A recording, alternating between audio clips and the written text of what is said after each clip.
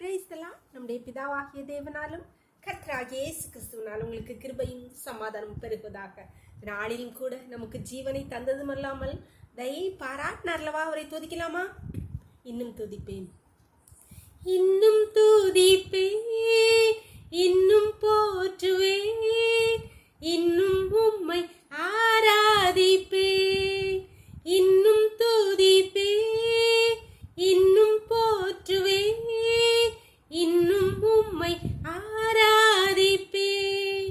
எக்காலமும் நான் துதிப்பேன், என் நேரமும் நான் போற்றுவேன், இன்னும் துதிப்பேன், இன்னும் போற்றுவேன், இன்னும் உம்மை ஆராதிப்பேன்.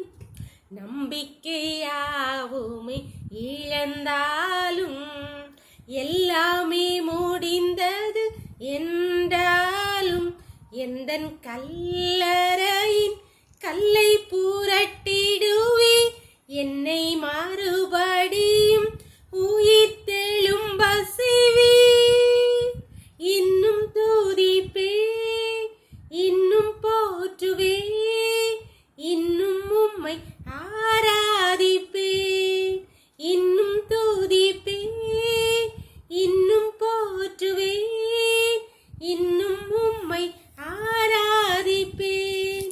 ஒரு வேத போதி வாசிக்கலாமா? யோனா 2வது அதிகாரம் வசனங்கள் 7-10. என் ஆத்துமா என்னில் தோய்ந்து போகையில் கர்த்தரை நினைத்தேன். அப்பொழுது என் விண்ணப்பம் அவருடைய பரிசுத்த ஆலயத்திலே உம்மிடத்தில் வந்து சேர்ந்தது. கர்த்தர் மீனுக்கு கட்டளையிட்டார், அது யோனாவை கரையிலே கக்கிவிட்டது. இந்த பகுதி நமக்கு நன்கு தெரிஞ்ச பகுதி தான். கர்த்தருடைய சொல்லை கேளாமல் யோனா நினிவேக்கு போகாமல் தர்சீஷுக்கு போன போது கர்த்தர் பெரிய கொந்தளிப்பை கடலிலே வரவழைத்து, அவர்கள் எல்லாரும் கப்பல் இருந்தவர்கள் எல்லாரும் சேர்ந்து யோனாவை கடலிலே போட்டு கர்த்தர் மீனுக்கு கட்டளையிட்டு யோனாவை மீன் விழுங்கியது. இதெல்லாம் நமக்கு இந்த காலத்துலலாம் இதெல்லாம் நினைச்சு கூட பார்க்க முடியாது. கடலிலே ஆழத்திலே போடப்பட்டவன் 3 நாளைக்கு பின்பு கர்த்தர் சொன்னபடி அந்த மீன் கேட்டு அவனை மீன் விழுங்கியது. மீனுக்குள்ளே அவனால் தண்ணிக்குள்ளே போயிட்டு நம்ம வாய் திறந்து ஜெபம் பண்ண முடியாது. ஆனால் இங்கே என்ன சொல்லிருக்கு? யோனா கர்த்தரை நினைத்தேன், நான் நினைச்சேன். அப்பொழுது என் விண்ணப்பம் அப்படியே சமூகத்தில் போய் எட்டியது. கர்த்தர் உடனே மீனுக்கு கட்டளையிட்டார், அது அவனை கரையிலே கொண்டு கட்ட.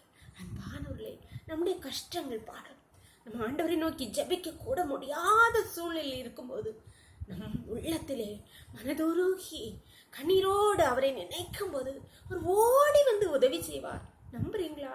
நீங்க உங்க பிரச்சனைகளை கர்த்தரிடத்திலே, அப்பா என்னால ஜெபம் பண்ண கூட முடியலப்பா, முழங்கால் போட கூட முடியலப்பா, படுக்கையிலே ஒரே சேக்கியா படுக்கையிலே சோர்பரமாய் திரும்பி அழுத போது ஓடி வந்து குணமாக்கினாரல்ல, அதே போல யோனா மீனின் வயிற்றுக்கொண்டு நினைத்தான், கர்த்தரை நினைத்தான். அப்பொழுது கர்த்தர் ஓடி வந்தவனே மீனுக்கு கட்டளையிட்டவனே வெளியே விட்டார். அன்பானவர், உங்கள் பிரச்சனைகள் எப்போ ஏற்பட்டதா இருந்தாலும், உங்கள் பலவீனங்கள் எப்போ ஏற்பட்டுவாங்க, உங்களுடைய கஷ்டத்திலிருந்து கர்த்தரை நினையுங்கள், உண்மையாக நினையுங்கள். கர்த்தர் ஓடி வந்து உங்களுக்கு உதவி செய்வார். ஜெபம் பண்ணலாமா? எங்களை நேசிக்கிறீங்க அன்பின் தகப்பனே, தர்மியான நாளுக்காக கூட ஆக்கூடி நன்றி தகப்பனே.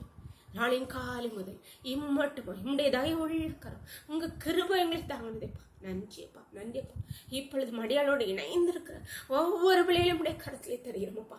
தங்கள் ஆபத்திலே, தங்கள் கஷ்டங்களிலே, தங்கள் முடியாத வேலையிலே, தங்கள் பலவீன ஆண்டவரே மறந்து படுக்கையில கதவை பலவீனத்தின் மத்தியில் நினைக்கிற தங்கள் உள்ளத்திலே நினைக்கிற ஒவ்வொரு பிள்ளைகளுக்கும், தங்கள் கஷ்டங்களிலும் நினைக்கிற ஒவ்வொரு பிள்ளைகளுக்கும் ஓடி வந்து உதவி செய்யுங்கப்பா. அப்படியே கஷ்டங்களிலிருந்து, அப்படியே பலவீனங்களிலிருந்து, அப்படியே பாடுகளிலிருந்து, அப்படி இல்லாமல் இருந்து நீங்க அவங்களை விடுவிப்பீராக கத்து. அப்படியே வல்லமையுள்ள கரம் இறங்கட்டுங்க தவை. அப்படியே பிள்ளைகள் மேல் கருத்தை வைப்பீராக கத்தவை.